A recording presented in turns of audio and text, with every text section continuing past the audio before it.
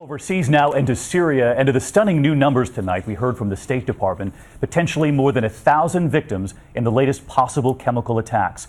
The world's still studying those disturbing images, victims including women, children of this newest attack. And this evening, that disturbing headline from Washington about what we could be looking at now. Tonight, UN weapons inspectors are on the ground facing huge hurdles, though, in trying to determine if chemical weapons were in fact used. ABC's chief global affairs correspondent Martha Raddatz is in the region for us tonight.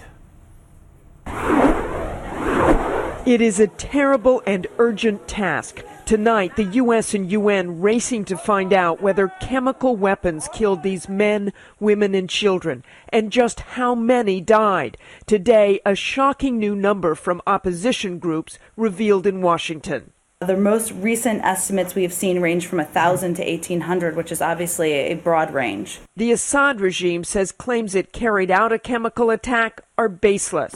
But the world is reacting swiftly and forcefully. As UN investigators beg for access to the site, the evidence may be quickly dissipating.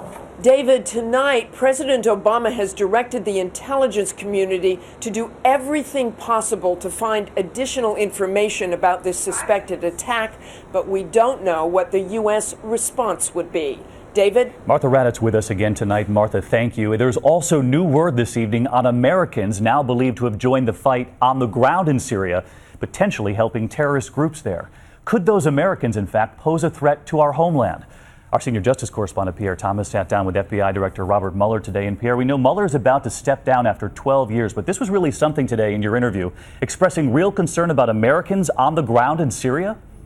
That's right, David. The FBI director is very concerned about radicals who've gone to fight, including members of Al-Qaeda. And he said there's intelligence Americans may have joined them.